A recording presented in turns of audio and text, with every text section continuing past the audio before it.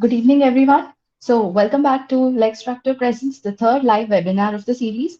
So, as we move on to the second day of the session, I would like to just give a quick recap of yesterday's session, wherein Dr. Indraneel Saha sir has dealt with a general overview of internet contracts, wherein he has given us some detailed insights on what internet contracts are, their features, their types, like how does it differ from a traditional contract, the verification methods, and and possibilities of internet contracts. So before we get started with today's session, I just have a small announcement to make. That is, if you have any questions during the presentation, please type them in the chat box or use the option of ask questions, and I'll bring them up after the presentation as we have some time for the questions at the end. Also, I request you all to kindly turn the audio and video off because so as to avoid any kind of disturbance during the presentation.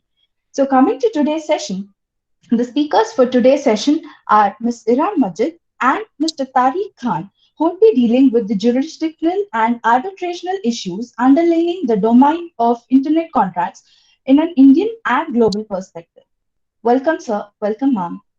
Thank So, you. Ms. Iran Majid, ma'am, is currently the Executive Director of Asia Pacific Center for Arbitration and Mediation and simultaneously holding the position of Director at Indian Institute of Arbitration and Mediation. Besides being an IMI certified mediator, ma'am is also an mediator before the Delhi High Court and arbitrator in Delhi International Arbitration Center. Ma'am is a panel lawyer for various authorities such as GNCTT in High Court, Delhi Jail Board, DSIDC, Legal Aid Cell of the Delhi High Court. She holds a rich experience in expertising on ADR, negotiation, civil, criminal, and commercial litigation, and judged several national and international level competitions. Ma'am is also the author of the book titled Definition of Mediation. Welcome, ma'am. Advocate Mr. Tariq Khan is currently holding the principal associate position in Advani and Co., a full-service renowned law firm. Sir has been featured as the youngest Business World Legal 40 under 40 in 2020. He has also been featured in Fortune 500 magazine special issue 2017-18 for authoring the bestseller book On the Rise, published by Universal Law Publishing, an imprint of LexisNexis. Sir is also qualified of the conference round of Judge Advocate General Indian Army. He holds a rich experience and skill set in international and domestic arbitrations, MSME, commercial litigation, and IBC related disputes, and represented several biggest global players in that course. Apart from teaching as a guest faculty in various prominent law schools in India, he is highly expert at handling arbitration related disputes before various courts of India and International Institution Arbitration Center. Now, without any further ado, I would like to hand over the speak to the speakers. Thank you.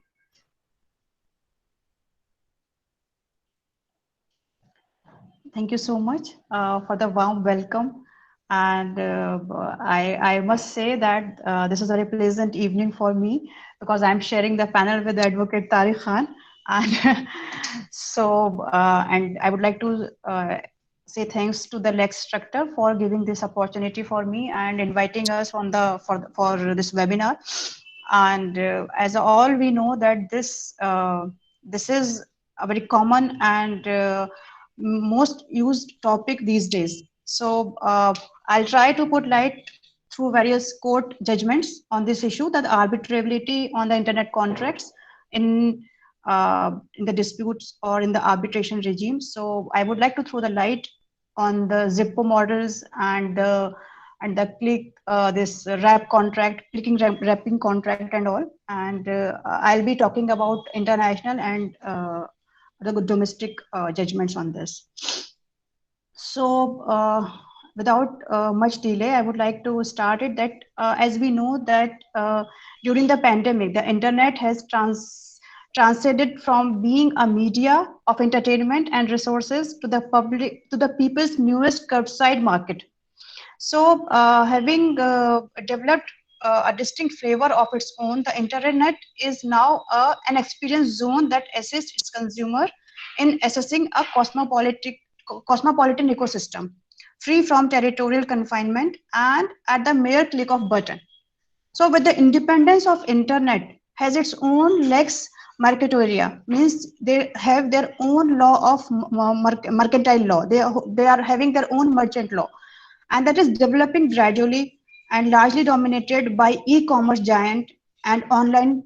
And further, the advent of web click contracts, the internet resources hinge on an unequal balance of power, so revealing its dark underbelly with respect to the contractual relationships. Such contracts offer Hobson's choice, means that take it or leave it. So that is the building around them an illusion of consumer autonomy, and in reality, they compel you like either you take it or you leave it. So the internet's boon is also its blurred conception of territorial preclude the facilitators of unfair transactions from accountability. There is little no developed jurisprudence in many countries that preserve the right and the remedies for these parties on the internet in a comprehensive manner. So often resulting in no definite place to make a actionable claim. The popular alternative to the time consuming traditional court system bound by its limited territorial jurisdiction and arbitration. So in the essence, arbitration operates on a bedrock of neutrality and devoid any intrinsic geographical element. It molds itself as per the disputes and jurisdiction preferred conferred upon by the parties according to the stakeholders, more flexibility and certainty in choosing their governing rules, agendas, and remedies. So, however, legal issues in like determining the seat of arbitration chosen by the parties and the business operating is diffused location pose jurisdictional challenges to the dispute resolution and in subsequently determining the arbitrability of the dispute. So, I am going to discuss about it through the international and the national point of view. So, if we talk about the international, the New York Convention for the Arbitration Award 1958, it categorically says that the convention recognized the enforcement, the adopted the use of the electronic and commerce, wide use of electronic media, and the unilateral model law on the electronic signature, UN Convention on the use of electronic communication, international contracts, recommended that Article 2, Para 2 of 1958 Convention, that should not have an exhaustive interpretation, but they acknowledge the electronic communication should be recognized. So that is one thing is clear that in arbitration, in New York Convention and internationally, they are recognizing the electronic means. The electronic means the internet contracts. So they are acknowledging that. So what is the how to determine the national and global nexus of arbitrability? That is what we will be discussing in Indian context also. So in India, we will be deciding it in the by the Arbitration Act and the Information Technology Act and the Indian Contract Act. So the Arbitration and Conciliation Act legally recognizes the alternative dispute resolution mechanism to compel the contracting parties to resort to arbitration, negotiation, or mediation through the disputes, provided as a mode of resolution in the contract. So this extend to the internet contracts. It acts like it lends authority for enforcement of arbitration award in Indian courts. Parties choose to resort to arbitration and they enjoy great autonomy with the great respect of the choice of law.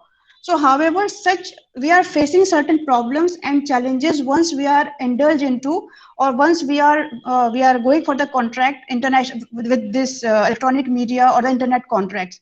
So, how and what all the challenges which we are looking into it, and what are the challenges which we are facing as a consumer when we are going and resolving our dispute through arbitration and related to these kind of contracts. So if we talk about the first thing, see, I have divided it into different forms like the choice of law, asymmetry contract, and different various areas. So I'll take it one by one. What I feel that these are the major issues and the major areas which we need to look into it, and the court also needs to find out that how to resolve this kind of problem if arises. So the biggest problem is the tackling an absent choice of law clause in the arbitration agreement. So the biggest jurisdiction challenge is in determining the choice of law is the absence of an express provision in an arbitration agreement providing for the same. While some countries consider this to be a corollary to the section to the seat of arbitration, and Indian court adopted more liberal approach in this. So in National Thermal Power Corporation versus Singer Corporation 1992 is applicable to both online and offline contracts. So in the absence of express provision of law bearing the closest connection to the dispute will govern its resolution. So instead of formalistic reliance on the seat of arbitration or the governing law of the general contract, the doctrine of severability and competence applicable to the arbitration agreement were given due difference to by the considerable multiple factors for determining the closest connection. So which the place which having the closest connection with the dispute arising therein. So the considering the multiple factors like the closest connection, including the place of substantial performance of the contract and the place of its conclusion, domicile, residence, parties inter alia. So whichever the place which is having the close connection or which is more convenient to the disputants, that could be selected as a place for initiate those type of disputes where in categorically in your contract or in the agreement or a dispute clause, the place or the governing place or the seat of the arbitration is not mentioned. Secondly, it limits the party autonomy, and that is also I must say that is not in the public interest. So further, even in the presence of an express choice of law provision, there is a limitation to the party autonomy in precluding the jurisdiction of Indian court in certain circumstances. So the jurisdiction of the court with respect to the internet contract and the online business, the transaction was laid down in Banyan Tree Holding Private Limited versus Murali Krishnan Reddy, 2009. So adopting a unique pragmatic approach of the counter and the challenges posed by the internet regime, the Delhi High Court laid down clear guidelines for the court to consider if their jurisdiction is engaged. So some of the relevant factor what court has designed and court has said that there should be four things to consider, like the nature of engagement, that whether there was an active or passive targeting of the Indian consumer through the online platform. See, this active and passive I'll be dealing with when I'll be discussing about the this Zippo model, because Zippo model is also categorized these kind of contract into the three breakdown into the three head: the active, passive, and interactive. So the same thing is being considered in Delhi High Court also. They said that the nature of the engagement, whether there is an active or the passive targeting of the Indian consumer through the online platform. The second thing that the High Court has said in the test, that the nexus test, whether there is a reasonable and substantial connection of the defendant's action with the forum state. And third thing was whether the about the origin, that whether the cause of action arises from action of the defendant within the forum. And the D is reasonableness, that we all know the Wensbury principle of reasonableness that will be applicable in entire arbitration, I must say, whether the exercise of the jurisdiction of the court in dispute would be reasonable. So these are the four tests which the Delhi High Court has formulated, and we have to go through with all these three tests to consider when there we feel that the party autonomy is being hampered. So these are the two things. And third thing which I would like to throw light on the settling the accessibility debate in the jurisdictional determination. So to preserve the integrity of online ecosystem and avoid the danger of excessive intrusive oversight, where accessibility is not sufficient for the court to exercise its jurisdiction over the dispute. And as we seen in Impresso entertainment and hospitality case, in this case, an applicability of the available of a website of a hotel service in Hyderabad and could be accessed by a people sitting in Delhi. So, however, since the service of the hotel did not directly engage the consumer in Delhi, and the Delhi High Court ruled against having the jurisdiction over this dispute. But in the same circumstances, the another precedent is done with one let down in the Millennium Copper Throne International Arians Plaza case, where the court exercised its jurisdiction over a similar dispute pertaining to a hotel website. But in this case, the website interacted with the consumer based in Delhi. So this will be clear that the test which was held by the High Court, that active, passive, and interactive. So Here, the interaction was done by the website, which is based in the consumer in the Delhi. So we can conclude that the determining factor is whether there is a direct engagement with the consumer in the forum's jurisdiction. And if we talk further about the business to business, like B2B platforms, like Flipkart's jurisdiction can also be determined if a buyer's location plays a substantial role in this. And in another case, this is the case named World Wrestling Entertainment versus Reshma Collection. So if the offer purchase the goods, payment for the consideration and delivery of the goods takes place at the buyer's residence place within the registration, within the forum of jurisdiction, court can exercise it. And for the other purposes like intellectual property rights and all, it is been considered that the place where the registration of the domain name is there, that place can also be considered as the place for the for the jurisdiction, can also be considered of that place.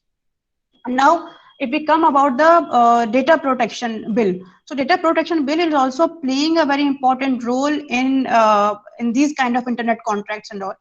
So another judgment is case Puttaswamy versus Union of India, that recognizing the right of privacy under 21 article of the Constitution. And there is another challenge to the party autonomy. So this was also the challenge to the party autonomy. So if we see that the new wave of concern regarding digital privacy in age of scandals like Cambridge Analytica has laid down the stringent rules of accountability regarding the misuse of personal data of the Indian citizen in Personal Data Protection Bill 2019 and the IT Act. Both are having the extraterritorial jurisdictions. So, however, due to the lack of effective enforcement mechanism, the action has recent development is yet to be felt on the national and the global stage. So, if enforced, such as restriction would have an impact on the arbitrability of the dispute, especially in the case of internet contract, as the jurisdiction of Indian court would take a precedence. So, it will be like we have to take the precedence from case to case. And there are again another challenge which is arising out of the interconnected arbitration agreement. Suppose one arbitration agreement is having linked with other agreements. So that will, in such cases, the multiple proceeding of related matter against the different parties without a consolidation of the dispute can also lead to a multiplicity of proceedings and conflicting decisions. So in case of internet contracts, especially the smart contracts, where the compact version of the contract are embedded in code, so many of them are interconnected across jurisdiction and parties. So it is challenge to risk for the consolidation, as it would lead a mixture of international and domestic concerns. And further, a case to set aside an arbitral award on the ground of improper consolidation has not been recognized by the tribunal in the great measure. So we need, if a large number of parties are connected as a part of an internet contract and multiple subsidiary contract, such a remedy would be unsustainable. So if suppose there are multiple parties connected with one form and they are making a chain of the different forms of contracts, then for that the court is silent so far, and we need to look into these kind of issues which will be coming up with the connection of a long chain of contracts. Now another problem is dealing with the power of asymmetry in arbitration clauses. What is this asymmetry in arbitration clauses means? Suppose in arbitration agreement there is a symmetry of power where the both parties can invoke the arbitration. This is happening in many of the disputes. However, an asymmetry of power is also seen in the recent clauses, where only one party has an option to opt for arbitration and other parties is compelled to litigate. So this gives one party the undue advantage of having the option to sue the party in other forum, and including unfamiliar court, but also choosing the forum of arbitration should it come to that. So while most of the key jurisdictions have taken a clear stance on the matter, like China and England, and the Indian court have remained undecided on these kind of matters as well. And in TRF Limited versus Energy Engineering Project, the Supreme Court upheld the validity of a clause when one party could appoint an arbitrator without the input of the other party. A similar position was upheld by the Bombay High Court as well. So hence the inclusion of such asymmetric arbitration provision, especially common in boilerplate contracts and even online contracts, where an inequality of the agency is already present between the consumer and service provider, is an issue and needs a greater clarity. This I will be discussing when I will be talking about this click wrap contracts. So suppose what we are doing is we are using the big data to make a difference. This is something which we can do on an international stage. The lack of agency inherent in internet contracts have been caused a concern. For the traditional, like I told you about the click wrap and the shrink wrap contracts, they do not reflect the consensus idiom. Like suppose one party, they just merely clicking on the terms and condition, or from the one party they are click on one they have to accept the entire terms of the contract. So there is a need to build a justice protocol for internet which lays down the common rules and standard that allow ease to in the operation of the agreement for the online space. So they should provide the option for choosing the jurisdiction in the convenient area. Suppose if you are going to buy certain things and there are the certain terms and conditions which you click, and after that you will be bound by their terms.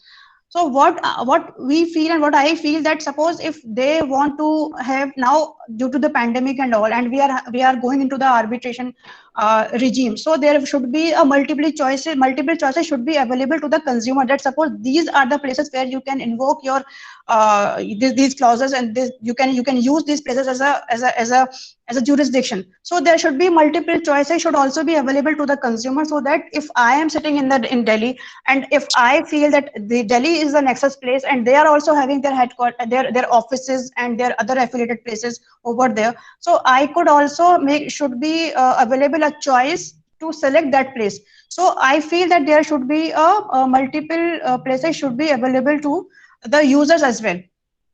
And I feel to scale the international commercial arbitration award, there has been a gradual integration of big data, which analyzes a large scale of big data of disputes and drive decision making and generate sustainable outcome for the parties in a matter of seconds. So the additional crystallization of the arbitration award of a private arbitrator decided by the parties with no oversight or transparency into a general law to guide the process for everybody. So this motivated a new world movement, like to democratize arbitration data. And so internationally, platform like Smart Settle and Immediation and Immediation have already set the ball rolling through the algorithm-based arbitration, where the award is decided through the wheeled sliding scale that take input of both parties and split it through objective and analytic driven decision of the ratio. So this is what we were discussed about. See, I feel that these are the basic challenges which we need to look into when we are talking about the internet contracts. But internationally, there are two positions which has been set up by US or other countries. So US has set up two approaches.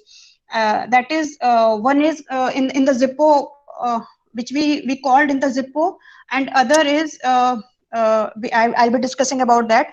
So there are two approaches that is dominant in the US to establish the competent jurisdiction, and the first is Zippo, in which it is distinguished that between the I told you about the between active and the passive website.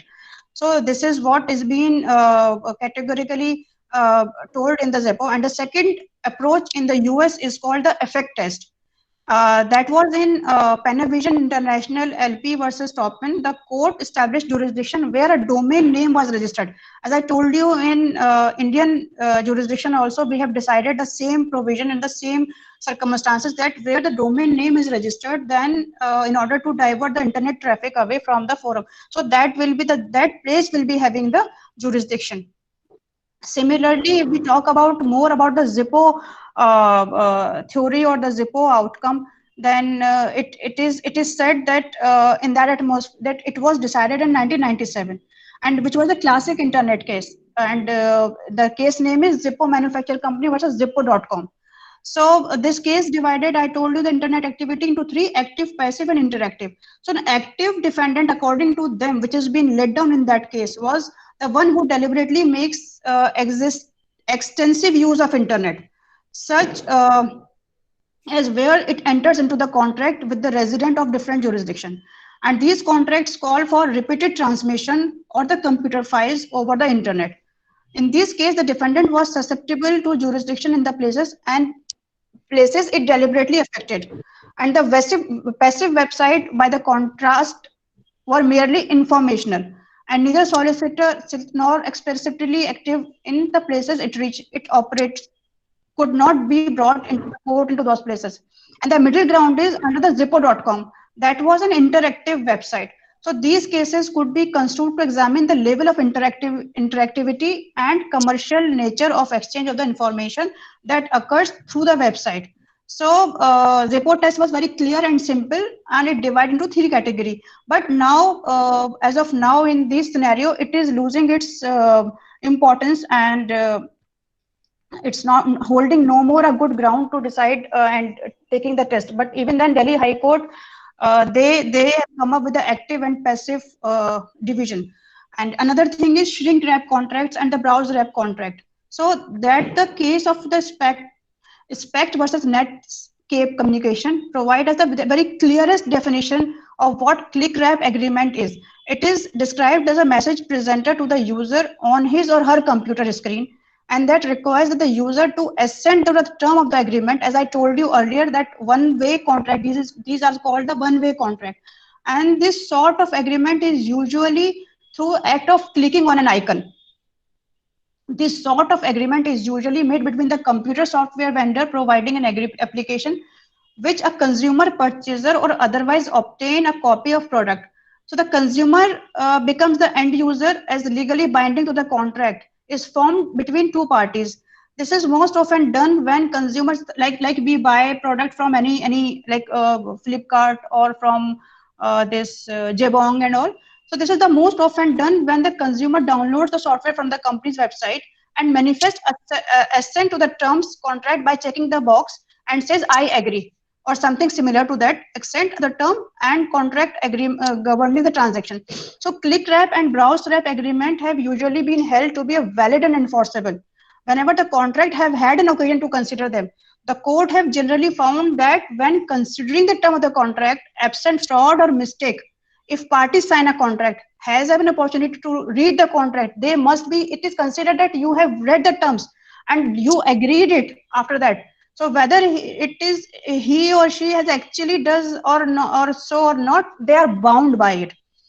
So if you see the position in US or Europe and Australia, they adopt the approaches to exclusive jurisdiction and binding the arbitration clause. They said that the US approach to such clauses emphasizes the freedom of contract. And they said if you enter into this kind of contract, if you say yes to this kind of contract, then somehow you give the assent and you are bind with this kind of contracts then. And the European approach emphasizes consumer protection, while the Australian approach emphasizes on the judicial discretion. So similarly, there was another case, that is Bremen versus Zapata offshore. So in this case, this is very, very important case in this regard. And in globally, if we are doing this, challenging these things, so this is very important case. So the US Supreme Court held that the forum selection clauses are like valid and should be enforced unless shown to be unreasonable under circumstances. The court has like said that it is like you are free to bargain, that you are free to choose the jurisdiction, you are free to choose to click it or to leave it. That is up to you. So once you click it, then you cannot leave it. So the strong enforcement, the policy espoused in the Bremen case was eventually extended to the consumer contract as well. And if you see the different position in Mexico, that is the Carnival Cruise Lines versus Shoot, in this case, the position in the Mexico where the passenger ticket stipulated that all dispute relating to the voyage were to be adjudicated in Florida, and when the defendant has its principal place of business. So when the plaintiff sued in Washington, their home state of the trial, court dismissed the action on the forum non-convenient basis. So although the court of the appeal reversed the district court, the Supreme Court upheld the lower court dismissal and holding that the jurisdiction clause enforceable. Once you admit it, once you agree to it, then you cannot say that I am not I should go for my convenient place and all. So even in the in Mexico, the same thing is being done for this issue. And if you talk about the US court, have liberally applied to the Berman test. I told you that the Berman test is now is being like a precedence for many court to adopt it. Many court are adopting that, and it must be noted that none of the shrink wrap or the click wrap cases decided thus far has determined the enforceability or exclusive jurisdiction clauses in international context. So while it is clear that the Berman cases hai, that applies to international commercial contracts, and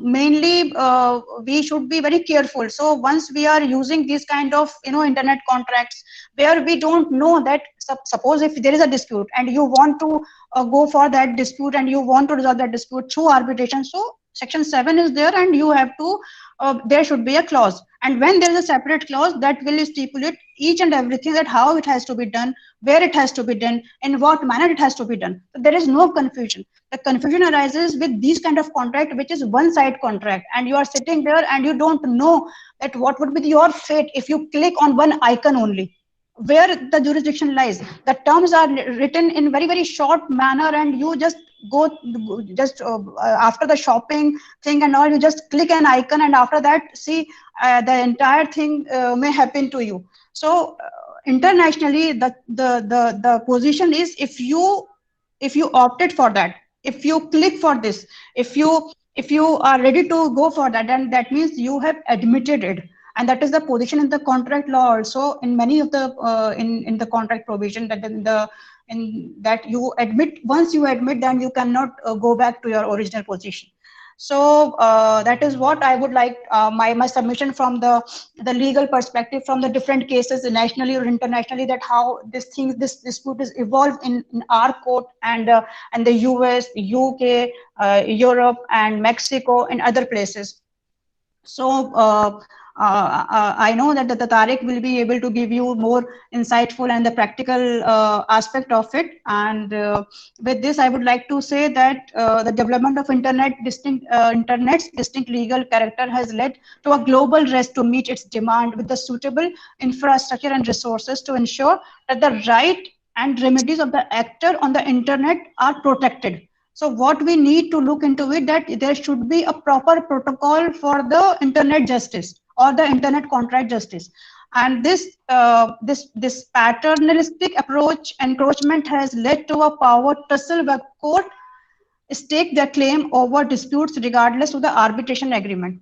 So as seen in the development in India, and with the absence of detailed enforcement mechanism to ensure a balance of interest, the internet, whose lifeblood is the flow of data, will come under the strict scrutiny, often at the cost of cosmopolitan character and the freedom.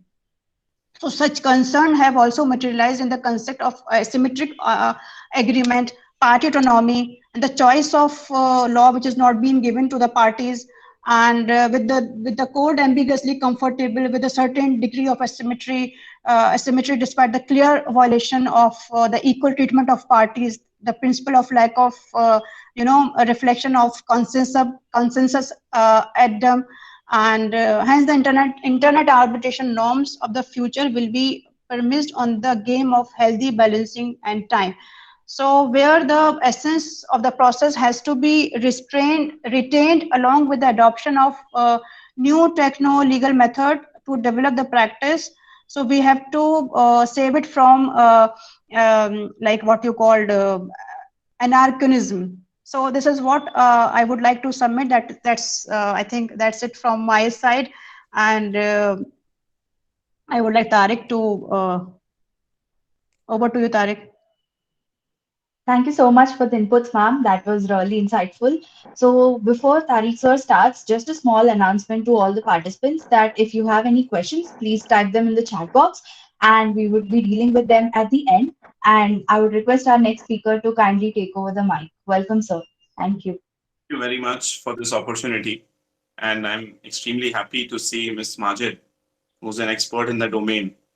And in fact, somebody I look up to and I reach out to when I have issues with internet contracts and online issues, because she's also an IT expert, apart from being an arbitration and mediation expert.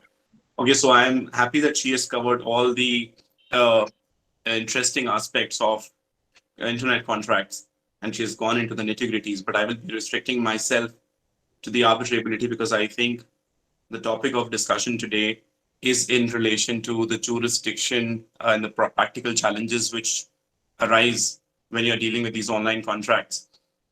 So I will be discussing briefly what, as you all know, what internet contracts are. So basically, internet contracts are not like the traditional conventional contracts that we enter into. They are the ones, I'll give you two instances. So when you buy a software and with the moment you open the packet, there are some instructions written on the back. For instance, if you're going for any software of a computer or anything which you use in a CD form or in a pen drive probably, and when you accept the terms, so in that way you are going for the shrink wrap contract because you are accepting the terms, and this has been upheld by various legislations. In day-to-day life, we have been shopping, we have been buying products online, and what we have seen is that whenever we are using a website or a retail website, we see their terms and condition, and unless you accept the I agree to the terms and condition, and I have read the terms and condition, you do not enter it or you're not able to complete the transaction. So this is how the moment you click on that and you accept the terms and conditions, you are in fact bound by a valid and enforceable contract. So these are click contracts, which means that merely by clicking on the website terms, you have exceeded and you have accepted the terms and conditions of the contract. Now, practical problems does arise, of course, which I'll be covering briefly, and I'll not take much of your time. But the essence of the matter is that there are a couple of issues which arise in executing these contracts. So most importantly, the one that I can think of right now is that when you are entering into such contracts, so we are used to negotiating with parties, but that opportunity does not, of course, we don't get as consumers. We are not in a position to negotiate because we are accepting the term as it is, and we don't have a choice. We don't have a free consent because under the Contract Act, which is the law on the point, you have to satisfy on certain prerequisites to form a valid and effective contract. And this online contract also has to fulfill all of these conditions, more specifically, the offer and acceptance and consideration. The moment there is an offer and there is an acceptance, there is also a very important aspect that is free consent. Now, my issue is with online contracts is that whether we actually give our free consent or not. Because I am not somebody, a lot of people do not even know. In a country like India, where most of the people are probably not aware and they are technologically challenged, they are made to accept the terms and conditions, which are sometimes not legible and which are sometimes so small, written in such a small font, which is not possible to read. So I ask myself this question that whether in such a position wherein I cannot negotiate with the website and I cannot really, you know, tell the website that, look, I'm not okay and comfortable with so and so terms. Then under such a situation, can I be asked to stick to the terms of the contract and whether such a contract should be considered as a valid contract? Having said that, I will tell you how a contract can be enforced. So assuming that an issue arises and an arbitration takes place, and in the terms and conditions of the website, they have mentioned that any dispute will be referred to arbitration. Now, the first issue which arises is that these clauses are defective arbitration clauses most of the times. A lot of times I have looked at the websites.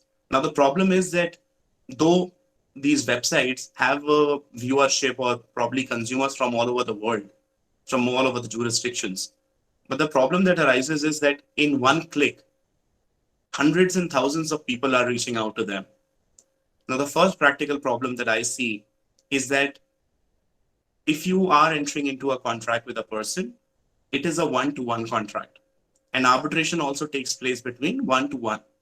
So if I am entering into a contract with Ms. Majid, I am going to enter into an arbitration with her. But what happens in a click? If you are clicking and merely by clicking, you are entering into an agreement with a website, then assuming that in a day, 100,000 people are clicking. So look at the volume of the contracts which are being entered into. And assuming if even 1/10 of them have issues with the products, the things that they have ordered. So the first practical issue is that the amount which are involved is not that substantial sometimes, because arbitration can be cost effective. And a buyer, a consumer who is ordering something online or has made a payment may not be in a position to contest it in an arbitration. Then how do you redress your grievances? And the other issue is that there is no concept of class action suits in arbitration. So imagine millions of users, consumers entering into these online contracts, and they cannot go for a class action suit. Had it been a normal suit, of course, a lot of people could have filed it together.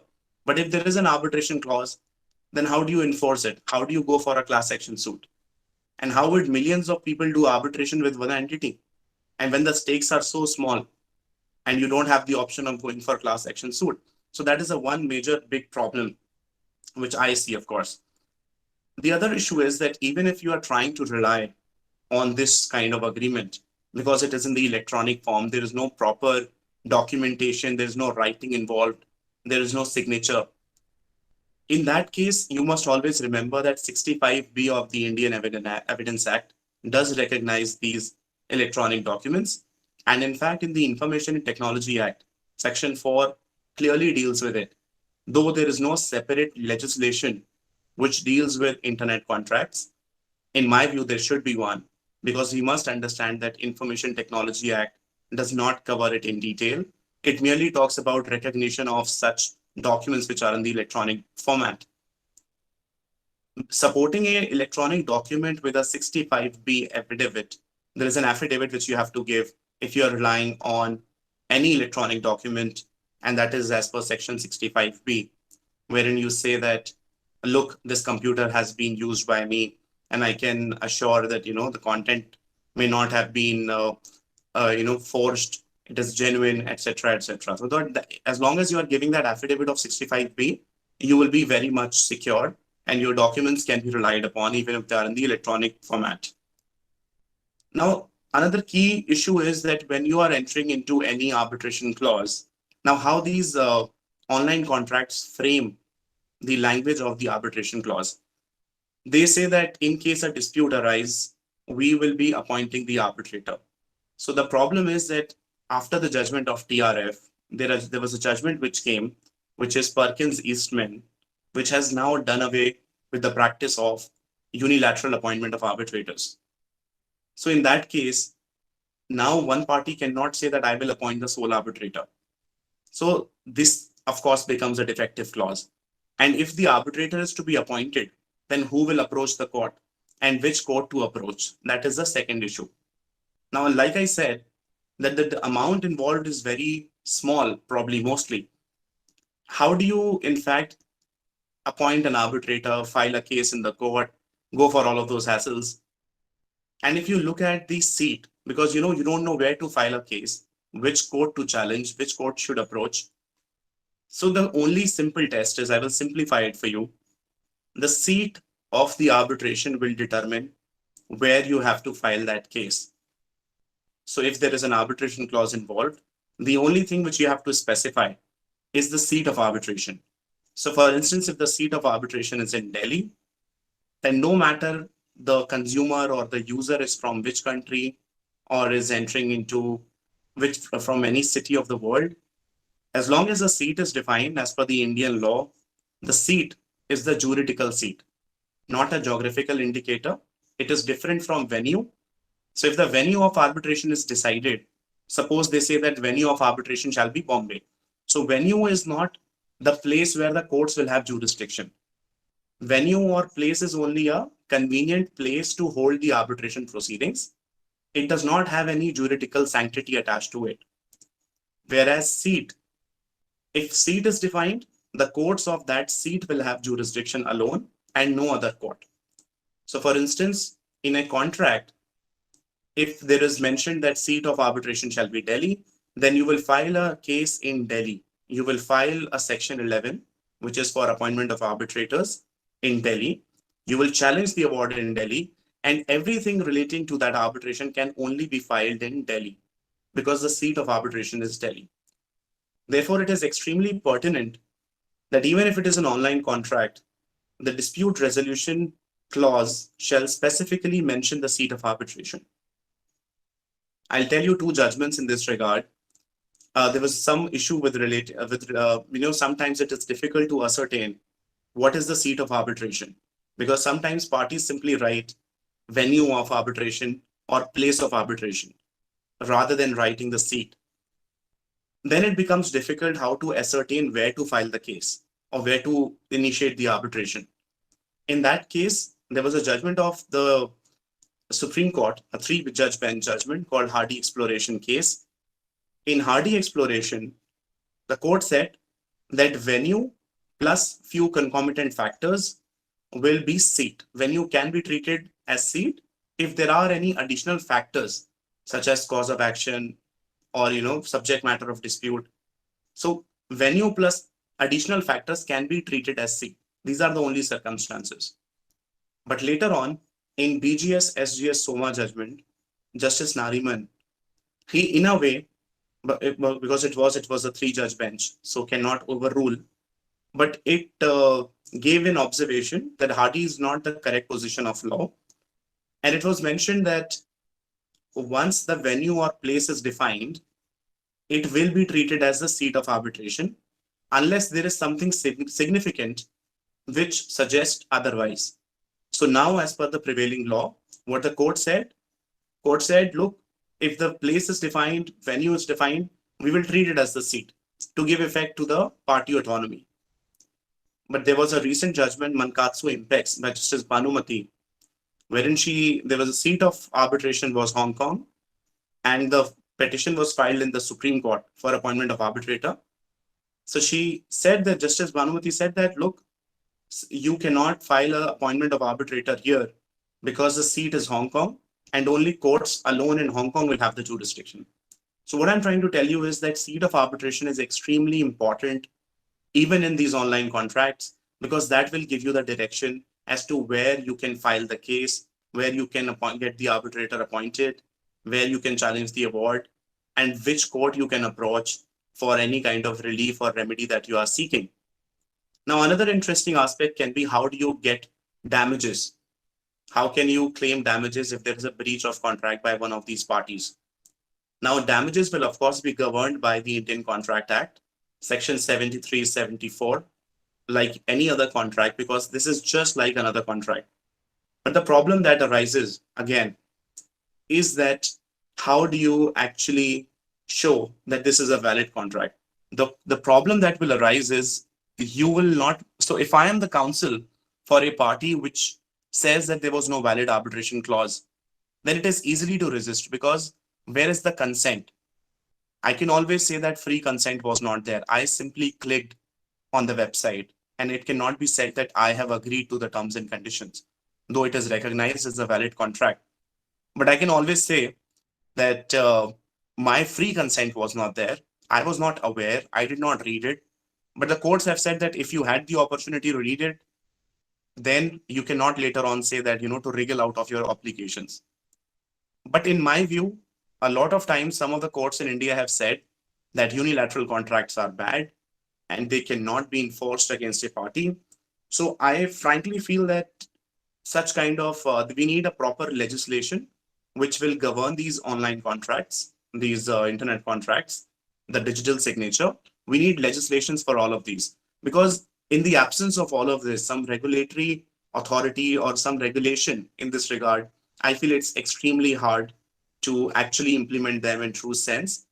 And I think a lot of injustice will be caused to the consumers who are giving their assent, some of them not even knowing what they are doing, because if we cannot expect every consumer to be literate and to be a lawyer and to understand the terms and conditions of a contract which has been prescribed in that fashion. So One last issue which I feel does exist is that these are all pre-prepared contracts. So if you look at the language of the website, the disclaimer and all is always pre-written. It's not that they are making it as per every user.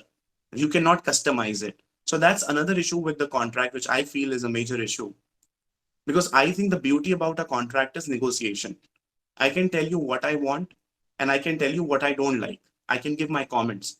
But that physical interaction is zero in such contracts. So I cannot communicate to the website that, look, I'm not fine with these terms. Please remove them. And I just want to keep XYZ and not ABC. So these uniform contractual provisions, and I cannot probably choose what I want. Maybe there are 10 conditions, and the order that I'm placing, I just want 1 or 2, 3. I don't want to go for 7, 8, 9, 10. So whether there can be a conditional acceptance, whether can I send you over an email that I am not okay with 7, 8, 9, 10, I just want 1 to 5. So, all of these issues will have to be looked into. And I feel personally it's going to be very difficult unless there is a legislation in place, and these issues will arise. And the issue relating to jurisdiction, etc., will of course be there. And I think it will not be very practical to conduct arbitration with millions of users across the globe. So yeah, these are few things which I thought I'll shed light on. And if you all have any other questions, I'm sure Ms. Iram is here, still here. She's the industry expert. She'll be the best person to answer. But I think that's all. These are my views. Thank you so much, sir. Let's take up some questions now. So the first question is to ma'am. That is, so ma'am, this question is to you. Is there a remedy available to a consumer against unconscionable contractual terms that are provided in e-commerce websites? Yeah. See, in this, there is a very good case that is in the federal court, Federal Arbitration Act mein hai ye, and in the federal court, the name is the Comp versus PayPal. In this case, it was categorically mentioned that it indicates that the arbitration clause may be wholly invalidated on the basis of unconscionability. So that is to say the arbitration agreement are binding and strictly enforced as long as they are unconscionable. So yes, there is a remedy available for this, very much available. Thank you, ma'am. So sir, there's the next question that's for you. So in case there's any dispute between the parties and the internet contract does not address the same, which country's law would prevail, and the country where the computer system is located, or the countries of parties' origin, So or like, whether it would be the seat of arbitration only? yeah, so like I said, if the seat is defined, we don't have to look anywhere else. If the seat is explicitly mentioned, then you simply, without thinking about anything else, you simply file a challenge or the petition for appointment of arbitrator in that particular jurisdiction. However, if you want to file a suit and there's no arbitration discussion, then of course you may have to look at the subject matter where that is located, or the where cause of action has arisen, or probably the closest connection test, like Ms. Iram rightly pointed. So where parties have the closest connection, that will be. But mostly, like I said, in the resolution clause, parties either write the place, venue, or the seat. Ideally, seat should be specifically mentioned, but if it is not mentioned, then venue or place can be treated as the seat in some cases. Thank you, sir.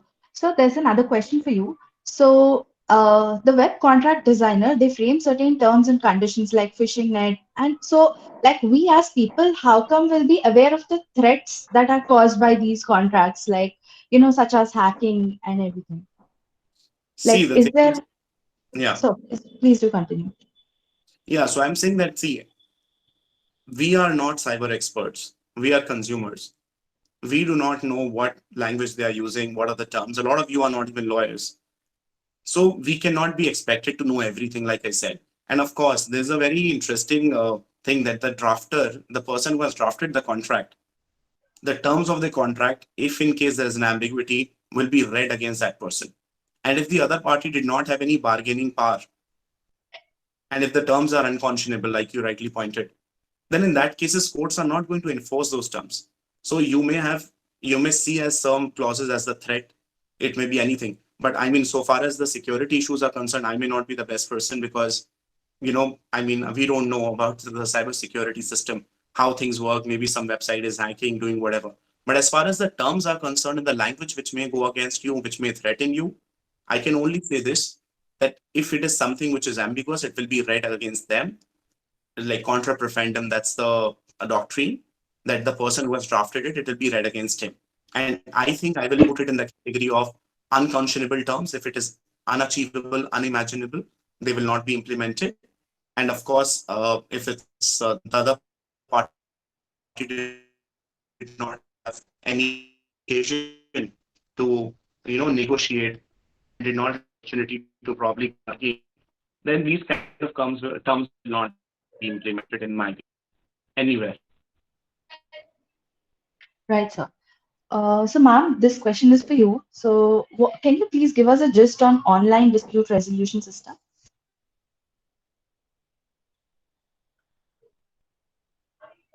Yeah. So the gist for the online dispute resolution system, see, I must say that these days the ODR is the only way to resolve your dispute, either through mediation or if you want to go for the negotiation or for the arbitration. So it's been very common that now these days I would like to tell you that most of my matters in arbitration or mediation, either it is the Thailand Arbitration Center or either it is with the ICC Arbitration Center, I am doing it online.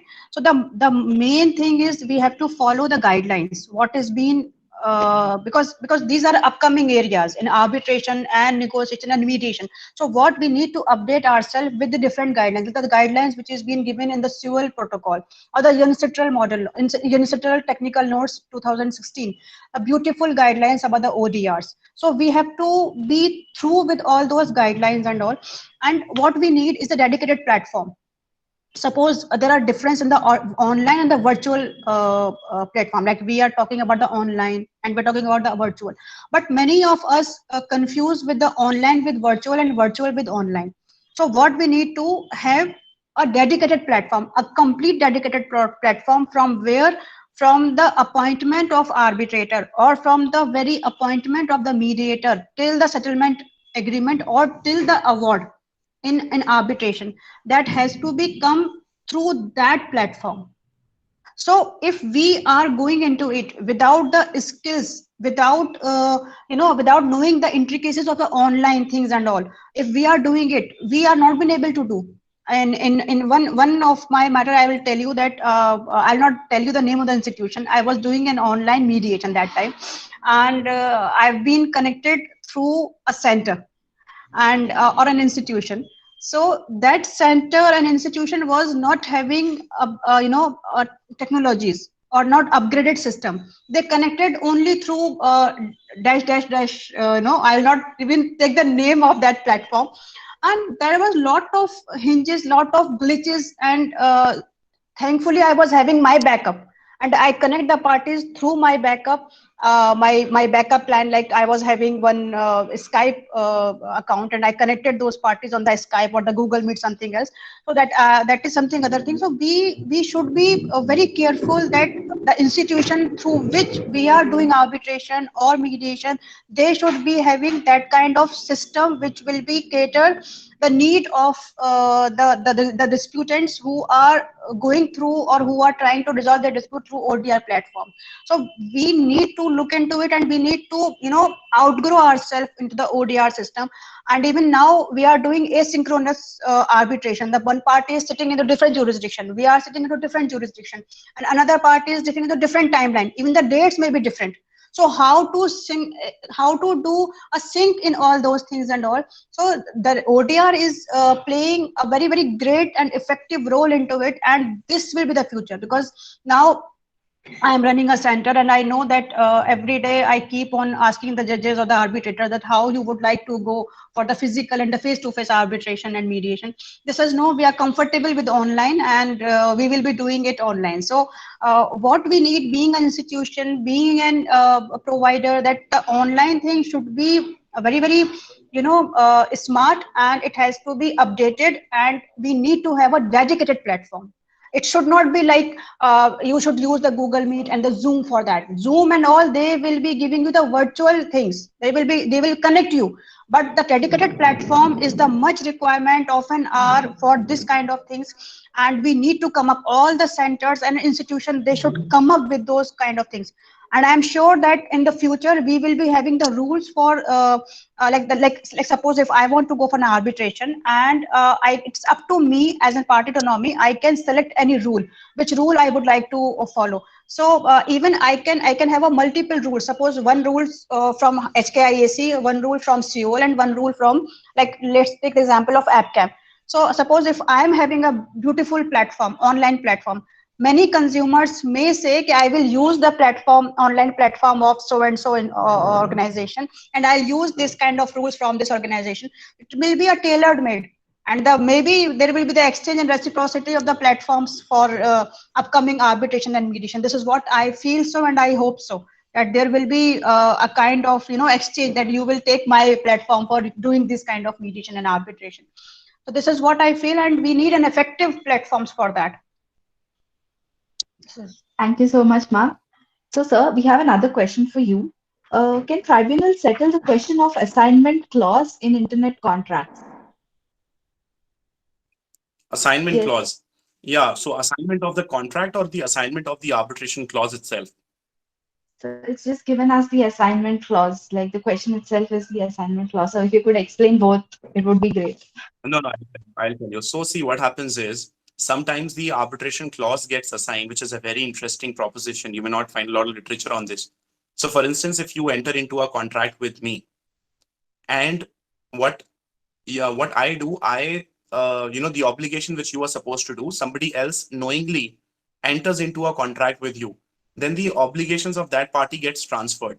So this is the assignment of the obligations. So it can either be of the arbitration clause itself, wherein a non-signatory or a party which is not a party to the contract can be made a party to the agreement, can be made a party to the arbitration proceedings by virtue of entering or stepping into the shoes of one party. So this is called assignment. So now assignment, of course, is something which will have to be adjudicated. And yes, firstly, if you look at the court, if you are one party, if suppose in an agreement between me as Ms. Iram, I say that I will make you also a party, though you have not signed the contract. But I say that, look, she has entered into the obligations of Ms. Iram Majid. She is a necessary party, and the contract agreement or the arbitration clause got assigned to her. So you will, of course, resist. You will say, no, that's incorrect. So firstly, this will be before the court. Court under Section 11, for instance, in India, the court will decide whether there is a case of assignment or not. And the court will say, yes, I feel prima facie it appears because I have very limited power. I will send you all to the arbitral tribunal, and then arbitral tribunal will look into it in detail. So yes, arbitral tribunal can look into these issues after considering the material on record and the evidence, after appreciating the evidence. Thank you, sir. Thank you, ma'am, for clarifying all of our doubts. So as the clock has already ticked 6, I think it's time for us to wrap up the session. So I, on behalf of the entire team of LexStructure, would thank both of the speakers for taking time out of your busy schedule, accepting our invitation, and giving your lecture today. I must say the presentation was really insightful, and I'm sure all of our participants must have benefited a lot by both of your presentation. And I must say this, that your presentation is particularly relevant at this time where the whole world is trying to be digital because of the pandemic. So on this note, I would like to end the session. Also, I would like to thank our advisory board member, Mr. Bhavdayan Bhattacharya, for attending this session today. And thank you for your constant guidance and support. And I thank all of the participants for being very enthusiastic. And I hope to see you all tomorrow with the same enthusiasm. Thank you. Thank you, everyone. Thank you. Thank you very much from my side. Thank you, Tariq. Thank you, ma'am.